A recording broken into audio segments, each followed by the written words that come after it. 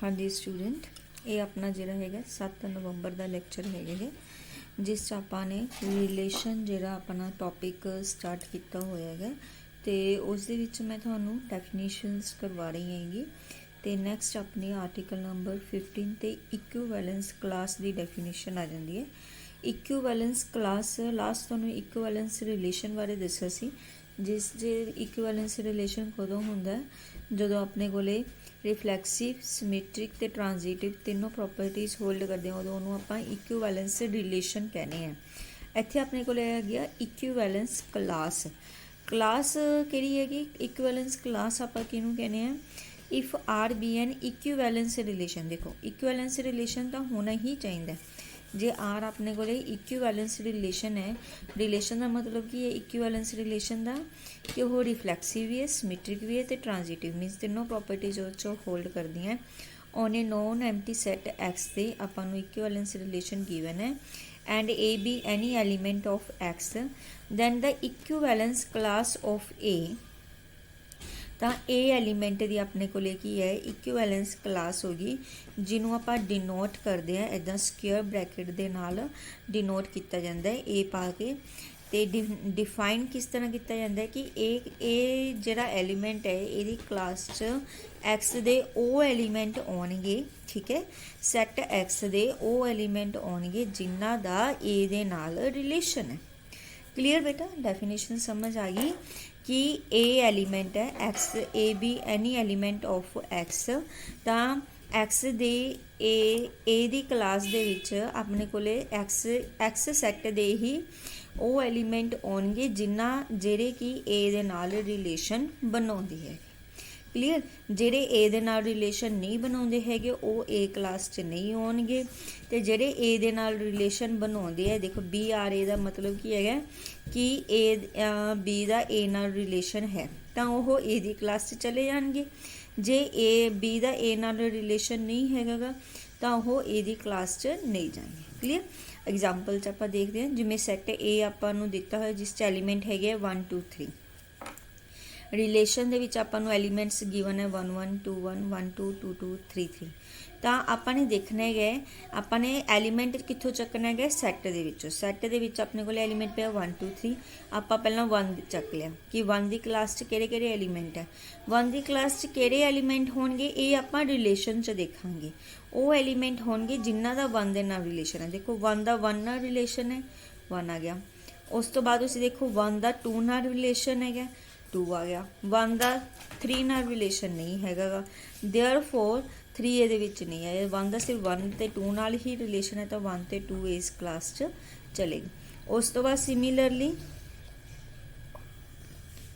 Since हुण आपां देख लिया 2 नाल 2 दी क्लास च किहड़े एलीमेंट होणगे तो तुसीं देखोगे 2 का किहदे नाल रिलेशन 2 का 1 नाल भी रिलेशन है 2 का 2 नाल भी रिलेशन है बट 2 का 3 नाल कोई रिलेशन नहीं हैगा तो 2 की क्लास दे विच 2 ते 1 दोनों आ जाएंगे। क्लीयर, उस तो बाद 3 की क्लास च देखो 3 का किहदे नाल रिलेशन है 3 का सिर्फ 3 नाल ही रिलेशन है होर किसी एलीमेंट नाल रिलेशन नहीं आएगा तो 3 की क्लास च सिर्फ 3 है।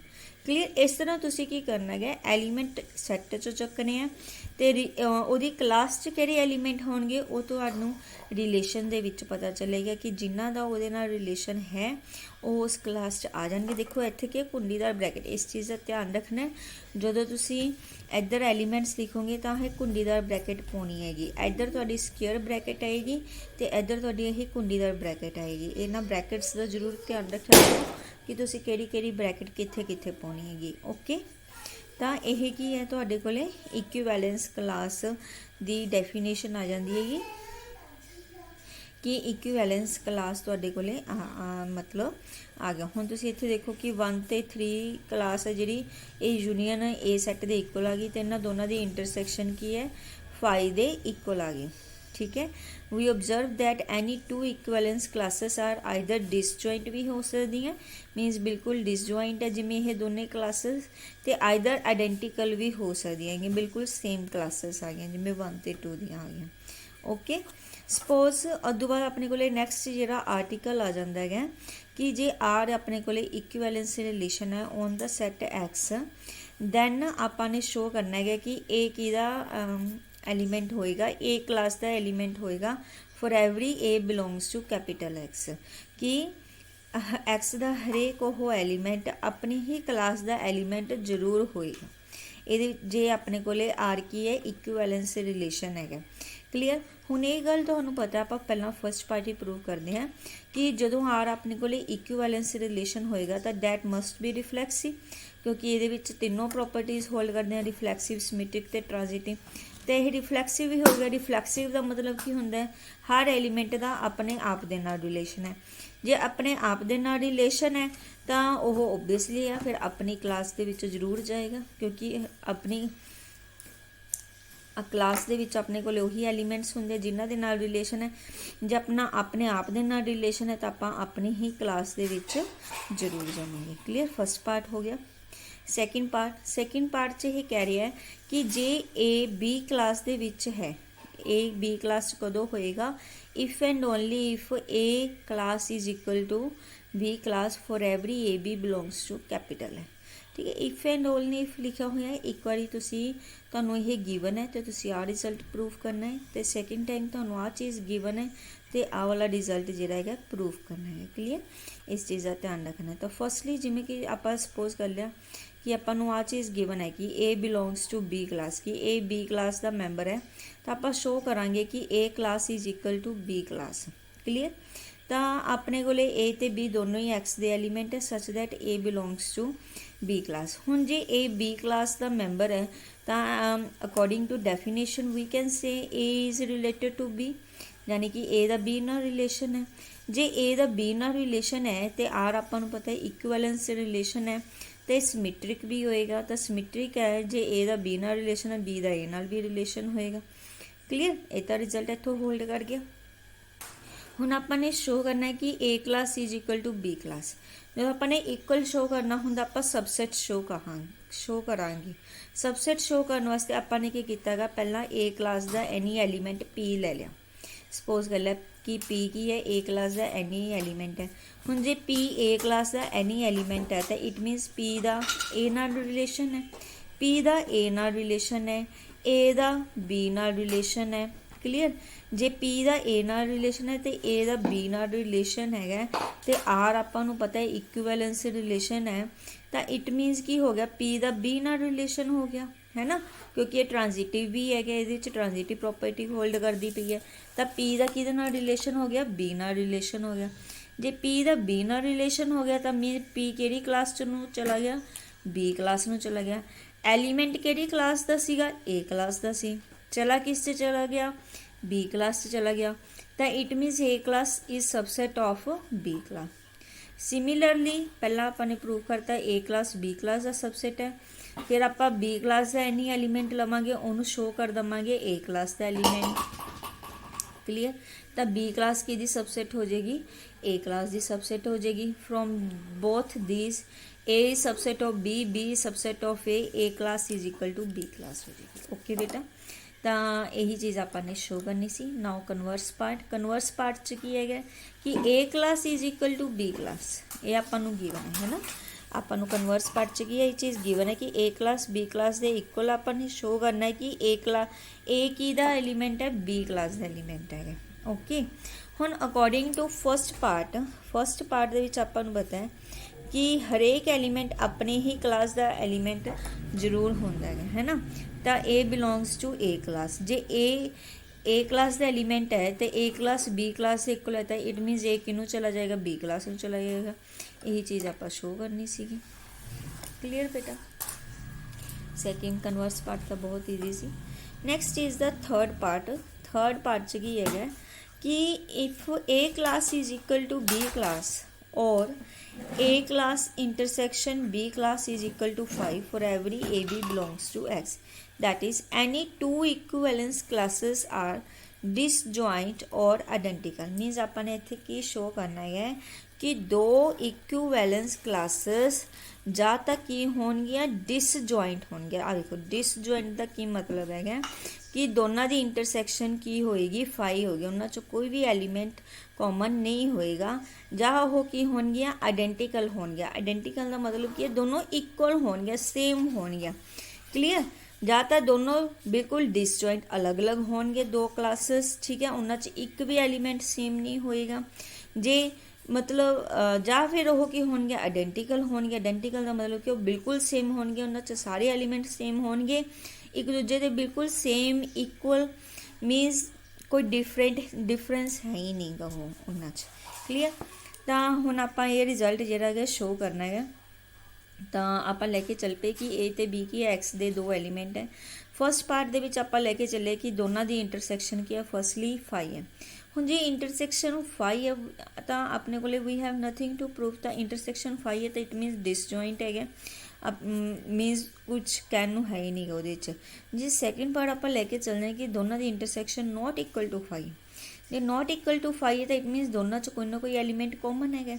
ਤਾਂ it means there exist some element P belongs to capital X such that P belongs to this intersection, ਹੈ ਨਾ, ਕਿਉਂਕਿ intersection not equal to phi ਹੈ, ਖਾਲੀ ਨਹੀਂ ਹੈਗੀ, ਇਹਨਾਂ 'ਚ ਕੋਈ ਨਾ ਕੋਈ ਕਾਮਨ ਐਲੀਮੈਂਟ ਉਹ ਆਪਾਂ ਨੇ P ਸਪੋਜ਼ ਕਰ ਲਿਆ। ਹੁਣ ਜੇ ਇੰਟਰਸੈਕਸ਼ਨ ਨੂੰ ਜਾ ਰਿਹਾ ਤਾਂ it means P A class ਨੂੰ ਵੀ ਜਾ ਰਿਹਾ, P B ਕਲਾਸ ਨੂੰ ਵੀ ਜਾ ਰਿਹਾ। ਹੁਣ ਜੇ P A ਕਲਾਸ ਦਾ ਵੀ ਐਲੀਮੈਂਟ ਹੈ, P B ਕਲਾਸ ਦਾ ਵੀ ਐਲੀਮੈਂਟ ਹੈ, ਤਾਂ ਆਪਾਂ ਨੇ ਸੈਕਿੰਡ ਪਾਰਟ 'ਚ ਕੀਤਾ ਸੀਗਾ ਜੇ A B class the element ਹੈ ਤਾਂ ਉਹ ਦੋਨੇ ਕੀ ਹੁੰਦੇ ਆਪਸ 'ਚ ਇਕੁਅਲ ਹੁੰਦੇ ਆ। ਹੁਣ ਜੇ P A class the element ਹੈ ਤਾਂ means P class A class ਦੇ ਇਕੁਅਲ ਹੋ ਗਈ। ਜੇ P B ਕਲਾਸ ਦਾ ਵੀ ਐਲੀਮੈਂਟ ਹੈ ਤਾਂ P ਕਲਾਸ ਵੀ B ਕਲਾਸ ਦੇ ਇਕੁਅਲ। ਹੁਣ P ਕਲਾਸ A ਕਲਾਸ ਦੇ ਵੀ ਇਕੁਅਲ ਹੈ, B ਕਲਾਸ ਦੇ ਵੀ ਇਕੁਅਲ ਹੈ, ਇਟ ਮੀਨਸ A ਅਤੇ B ਦੋਨੋਂ ਕਲਾਸਿਸ ਆਪਸ 'ਚ ਇਕੁਅਲ। ਇਹੀ ਚੀਜ਼ ਆਪਾਂ ਸ਼ੋਅ ਕਰਨੀ ਸੀਗੀ ਕਿ ਦੋ ਕਲਾਸਿਸ ਜਾਂ ਤਾਂ ਬਿਲਕੁਲ ਡਿਸਜੁਆਇੰਟ ਹੋਣਗੀਆਂ ਜਾਂ ਫਿਰ ਉਹ ਕੀ ਹੋਣਗੀਆਂ, ਆਇਡੈਂਟੀਕਲ ਹੋਣਗੀਆਂ। ਓਕੇ ਬੇਟਾ, ਇਹ ਆਪਣਾ ਆਰਟੀਕਲ ਸੀਗਾ। ਨੈਕਸਟ ਆਰਟੀਕਲ 17 ਆਪਣੇ ਕੋਲੇ, ਜਿਸ 'ਚ ਕਹਿੰਦੇ ਆ ਕਿ distinct equivalence classes of an equivalence relation on a set form a partition of that set. ਆਪਣੇ ਇਹਦੇ ਵਿੱਚ ਕੀ ਹੈ, ਪਾਰਟੀਸ਼ਨ ਸ਼ੋ ਕਰਨੀ ਆ, ਪਾਰਟੀਸ਼ਨ ਆਫ ਦੈਟ ਸੈਟ।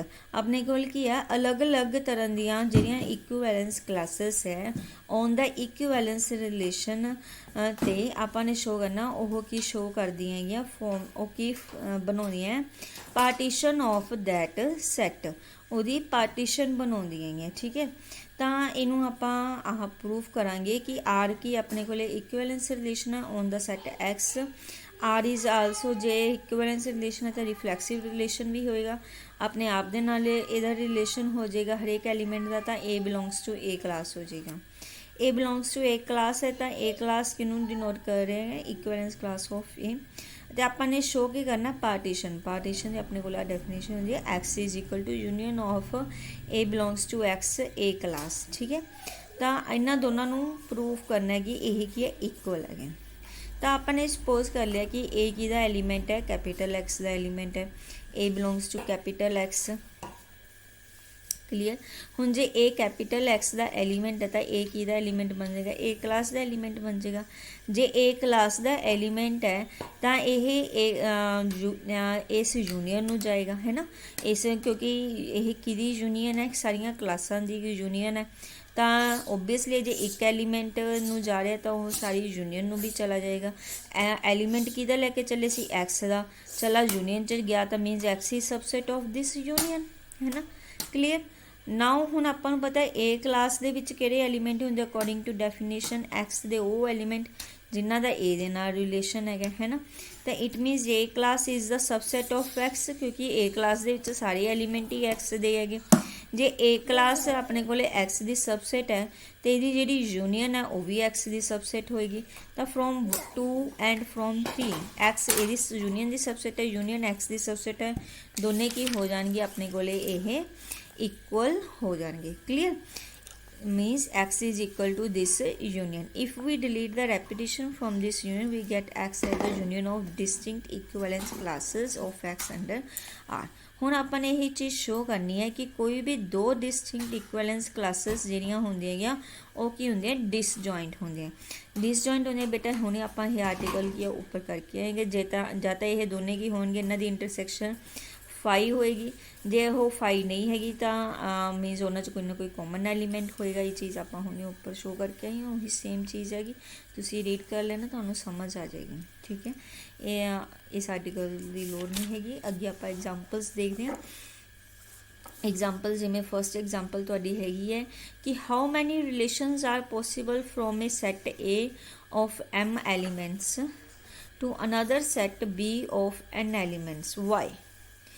ठीक है कि ये कहते हैं कि आपां नूं हाउ मैनी रिलेशनस किन्ने रिलेशन बना सकते हैं पॉसिबल है from a set a of m elements. कोई सैट ए है जिहदे एम एलीमेंट्स हैं टू सैट बी जिहदे एन एलीमेंट्स हैं, उस तो आपां किन्ने रिलेशन बना सकते हैं। Number of elements in a m, number of elements in b n, तो number of elements in a cross b. ठीक है, कार्टेशियन प्रोडक्ट तो आपां बनाउणे है ना रिलेशन, ਤਾਂ ਕਾਰਟੇਜ਼ੀਅਨ ਪ੍ਰੋਡਕਟ 'ਚ ਕਿੰਨੇ ਐਲੀਮੈਂਟਸ ਹੋ ਗਏ ਐਮ ਕ੍ਰੋਸ ਐਨ। ਇਹ ਤੁਹਾਨੂੰ ਸਟਾਰਟਿੰਗ 'ਚ ਦੱਸਿਆ ਸੀਗਾ ਮੈਨੇ ਕਿ ਉਹਦੇ 'ਚ ਨੰਬਰ ਕਾਰਟੇਜ਼ੀਅਨ ਪ੍ਰੋਡਕਟ ਤੋਂ ਆਪਾਂ ਬਣਾਉਣੇ ਉਹ 'ਚ ਨੰਬਰ ਆਫ ਐਲੀਮੈਂਟਸ ਹੋ ਗਏ ਐਮ ਇਨਟੂ ਐਨ।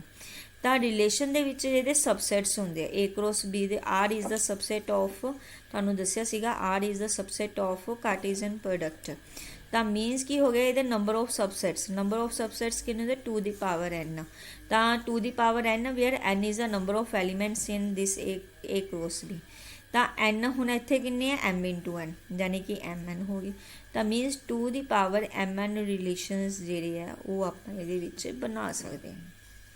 ਉਸ ਤੋਂ ਸੈਕਿੰਡ ਐਗਜ਼ਾਮਪਲ ਹੈ ਕਿ ਆਰ ਆਪਣੇ ਕੋਲ ਰਿਲੇਸ਼ਨ ਹੈ defined on the set of natural numbers r is equal to x y, x belongs to n and y belongs to n, 2x plus y is equal to 4। ਇਹ ਆਪਾਂ ਨੂੰ ਕੀ relation ਦਿੱਤਾ ਹੋਇਆ ਹੈ।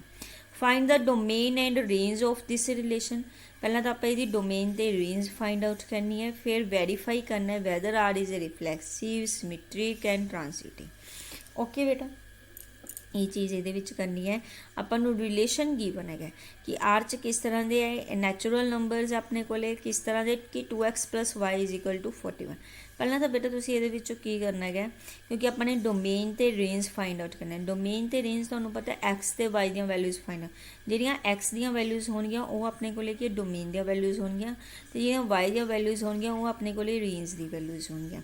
तां इहदे विच तुसीं की करो, इस इक्वेशन दे विच वाई दी वैल्यू कढ लो। वाई दी वैल्यू किवें कढोगे, 2x नूं राइट हैंड साइड ते लिओ, माइनस दे 2x बन जाएगा। हुण तुसीं की करना है, ये एक्स नूं क्योंकि नैचुरल नंबरस है, नैचुरल नंबरस तुहानूं पता 1 तो स्टार्ट होंदे है। एक्स इक्वल टू 1 पुट करना शुरू कर दो। एक्स इक्वल टू 1 पुट किया तो वाई की वैल्यू कितनी आ गई 39। एक्स इक्वल टू 2 पुट किया, वाई की वैल्यू नूं सॉल्व कर दो, ये एक्स की वैल्यू 2 पुट कर दो, वैल्यू आ जाएगी 37। 3 पुट कर दो, ये एक्स की वैल्यू 3 इंटू 2 6 41 माइनस 6 35 आ जाएगा। इस तरह तुसी की करना, वैल्यूज़ पुट करते जाओगे अप टू 20 तक। जो तुसी वैल्यूज़ पुट कीतियां 41 माइनस 40 आ गया, वैल्यू आ गई 1। जो तुसी 21 वैल्यू पुट की तुहाडे कोले वैल्यू क्या आ गई 41 माइनस 42 माइनस 1।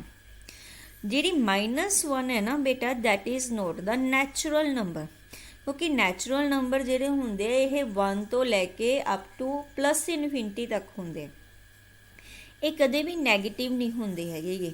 ਜਦਕਿ x ਤੇ y ਦੋਨੇ ਹੀ ਆਪਣੇ ਕੋਲੇ ਨੈਚੁਰਲ ਨੰਬਰਸ ਹੈ। ਹੁਣ ਇਹਦਾ ਮਤਲਬ x ਦੀ ਵੈਲਿਊ ਜਦੋਂ ਆਪਾਂ 20 ਤੋਂ ਉੱਪਰ ਲਵਾਂਗੇ ਤਾਂ ਆਪਣੇ ਕੋਲੇ y ਦੀਆਂ ਵੈਲਿਊਜ਼ ਨੈਚੁਰਲ ਨਹੀਂ ਹੋਣਗੀਆਂ। ਮੀਨਸ x ਦੀ ਵੈਲਿਊ ਆਪਾਂ 20 तक ही ਲੈ ਸਕਦੇ ਹਾਂ, ਉਦੋਂ ਉੱਪਰ ਲੈ ਨਹੀਂ ਸਕਦੇ।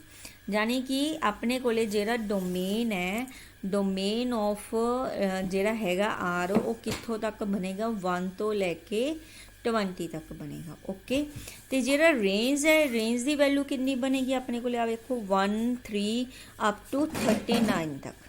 क्लीयर, ये अपने को ਜਿਹੜੀਆਂ ਹੈਗੀਆਂ 1 3 5 7 ਅਪ ਟੂ 39 ਜਿਹੜੀ ਹੈਗੀ ਹੈ ਇਹ ਆਪਣੇ ਕੋਲ ਰੇਂਜ ਦੀਆਂ ਵੈਲਿਊਜ਼ y ਦੀਆਂ ਵੈਲਿਊਜ਼ ਬਣਨਗੀਆਂ ਤੇ r ਦੀਆਂ ਵੈਲਿਊ 1 ਤੋਂ ਲੈ ਕੇ 20 ਤੱਕ। ਸਮਝ ਆ ਗਿਆ ਬੇਟਾ, ਇਹ ਆਪਣੇ ਕੋਲ ਆ ਗਿਆ ਡੋਮੇਨ ਤੇ ਰੇਂਜ। ਉਸ ਤੋਂ ਬਾਅਦ ਆਪਾਂ ਨੇ ਚੈੱਕ ਕਰਨਾ ਸੀਗਾ ਰਿਫਲੈਕਸਿਵ, है ना।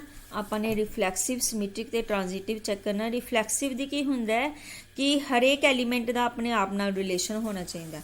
हुण तुसी देखो इहदे विच 1 है जिहड़ा इहदे विच जा रहा है, पर 1 दा 1 नाल रिलेशन है, 1 इहदे विच बिलोंग्स टू कर रहा नहीं कर रहा, that means it is not reflexive. उस तो बाद 139 इहदा एलीमेंट है, बट 39 ते 1 तो इहदा कोई एलीमेंट नहीं हैगा, therefore it is not symmetric. तो आलसो 20 ते 1 ते 39 दोनों ये एलीमेंट है, बट 20 ते 39 ये एलीमेंट नहीं है। है ना, does not belongs to R, therefore ना ही ये रिफ्लैक्सिव है, ना ही सिमेट्रिक है, ना ही ये ट्रांजिटिव है। इस तरह ਜਿਹੜਾ ਹੈਗਾ ਤੁਸੀਂ ਚੈੱਕ ਕਰਨਾ ਤੇ ਬੇਟਾ ਅਗਲੀਆਂ ਜਿਹੜੀਆਂ ਐਗਜ਼ਾਮਪਲਸ ਹੈ ਕੁਛ ਤੁਸੀਂ ਐਗਜ਼ਾਮਪਲਸ ਜਿਹੜੀਆਂ ਹੈਗੀਆਂ ਪੜ੍ਹ ਕੇ ਦੇਖਿਓ, ਤੁਹਾਨੂੰ ਸਮਝ ਆਉਣਗੀਆਂ। ਆਪਾਂ ਨੈਕਸਟ ਅਗਲੇ ਲੈਕਚਰ ਕਰਦੇ ਹਾਂ। ਥੈਂਕ ਯੂ ਬੇਟਾ।